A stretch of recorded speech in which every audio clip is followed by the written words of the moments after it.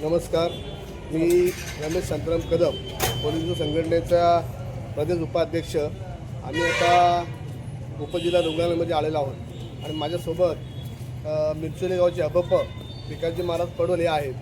उपजिल्हा रुग्णालयातून त्यांना फिटनेस सर्टिफिकेट पाहिजे होतं, म्हणून ते मुख्य वैद्यकीय अधीक्षक मस्कर साहेब यांच्याकडे फिटनेस सर्टिफिकेट घेण्यासाठी आले होते, परंतु त्यांना अपमानात्मक वागणूक देण्यात आली आणि खूप हॅरेसमेंट करण्यात आली आणि त्यांना नाहक हेलपाटे मारायला लावले आणि त्यांचा अपमान केला।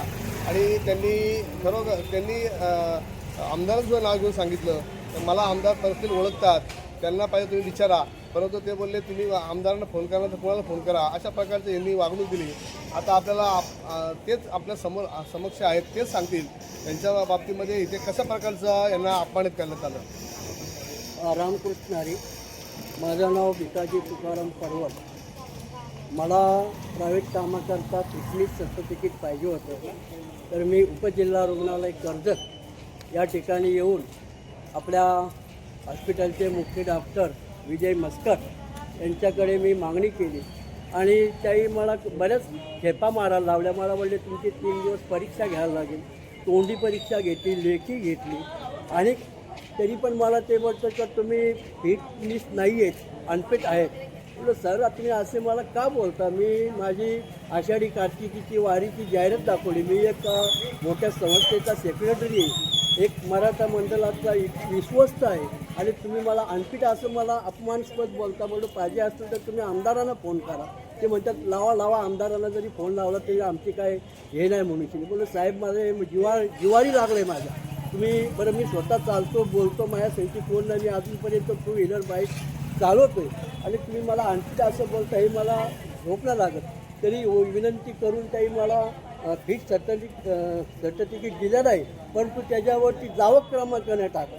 त्याच्यामुळं माझे जे कागद रजिस्टर करायचं होतं ते राहून गेलेले, जे 3 वाजेपर्यंत आम्ही तिथे डॉक्युमेंट हजर केले रजिस्टर ऑफिसला आणि साक्षीदार माझे आले आणि रजिस्टर सरांनी बघितलं तर त्याच्यावरती त्या सर्टिफिकेटवर जावक क्रमांक नसल्यामुळं माझं ते काम स्थगित राहिले। आज मी 4 महिने त्यांच्याकडे मी फेऱ्या मारतो, तरी पण माझ्या कामाला का अजून गती मिळत नाही।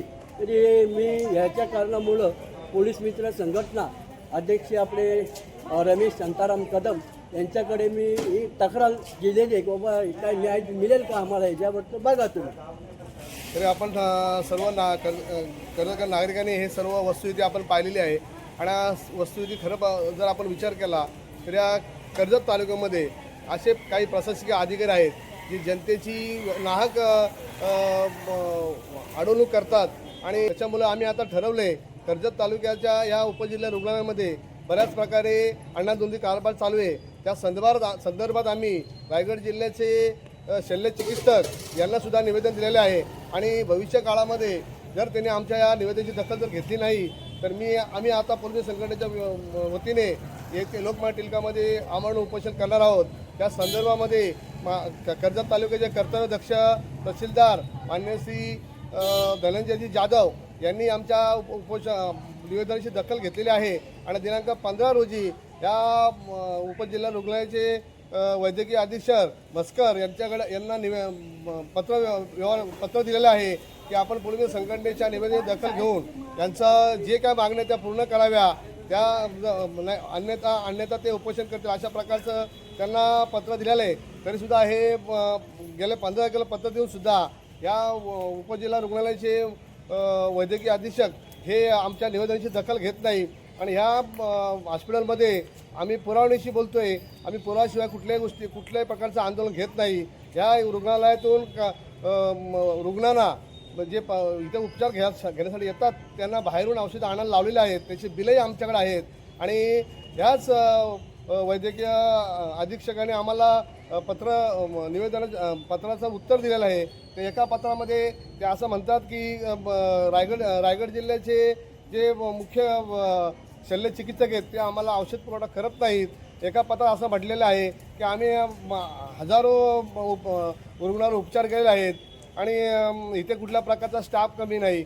दुसऱ्या पत्रात असं म्हटले की आमच्याकडे स्टाफ कमी आहे आणि आम्हाला जिल्हा शल्य चिकित्सक औषध साठा उपलब्ध करून देत नाही।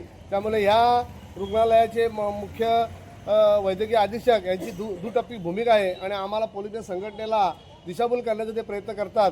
त्यामुळे मी सर्व कर्जतकर नागरिकांना विनंती करतो, या हॉस्पिटलच्या विरोधात आम्ही उपोषण जेव्हा करू तेव्हा आपण सर्वांनी पाठिंबा देऊन या हॉस्पिटलमध्ये कर्जत तालुक्यातील सर्व रुग्णांना मोफत सेवा आणि या डॉक्टरांचा आरएनबी बंद झाली पाहिजे आणि यांच्यावर कायदेशीर कारवाई झाली पाहिजे ही आमची मागणी असणार आहे. आम्ही निवेदनामध्ये मागणी त्यांच्याकडे केलेली आहे, परंतु त्यांनी त्या निवेदनाची काही दखल घेतलेली नाही आणि ते घेतील असं वाटत नाही. त्यामुळे आम्हाला आमरण उपोषण करणं भाग पडणार आहे आणि आम्ही आमरण उपोषण करणार. तर सर्वांना विनंती आहे, या उपजिल्हा रुग्णालयामध्ये अनागोंदी आणि गलथान कारभार सुरू आहे, तो आम्ही चव्हाट्यावर आणणार आहोत. आपण त्यासाठी आम्हाला पाठिंबा देऊन सहकार्य करावे. जय हिंद, जय महाराष्ट्र, जय श्रीराम.